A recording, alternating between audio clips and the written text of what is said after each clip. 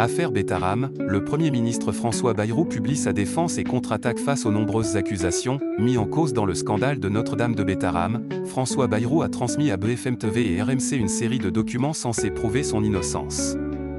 Tandis que la commission d'enquête parlementaire poursuit ses travaux, le Premier ministre réfute les accusations et conteste les témoignages clés, notamment celui de la lanceuse d'alerte Françoise Guloun. 8 jours après avoir promis la transparence devant l'Assemblée nationale, François Bayrou a transmis à BFM TV et RMC un ensemble de documents censés prouver son innocence dans l'affaire de Notre-Dame de Betaram. Ces pièces ont été publiées en ligne durant le week-end, selon le Premier ministre, avant qu'une cyberattaque ne rende le site inaccessible. Les documents concernent une affaire de violence systémique et de viol présumé dans un établissement privé du Béarn. Le parquet de Pau a reçu près de 200 plaintes, et une commission d'enquête parlementaire planche sur le dossier.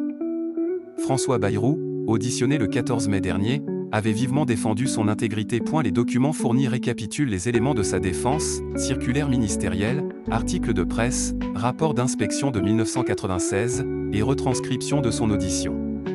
François Bayrou affirme que certains faits ont été difficiles à faire apparaître. Une partie de sa défense vise à discréditer Françoise Guloun, professeure de mathématiques à Betaram entre 1994 et 1996, devenue lanceuse d'alerte.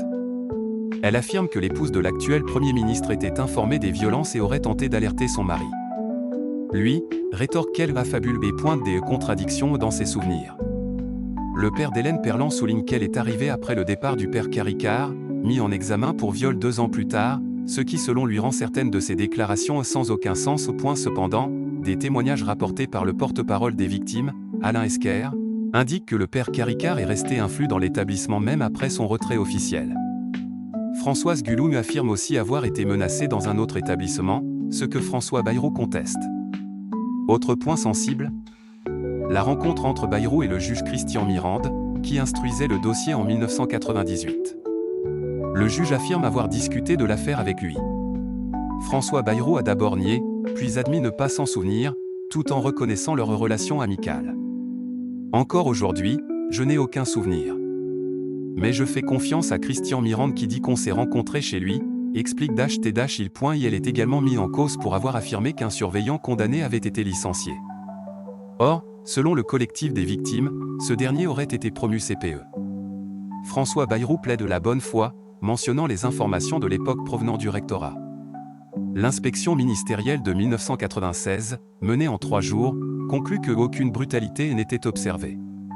Pour le Premier ministre, ces conclusions n'appelaient pas à sanctionner l'établissement.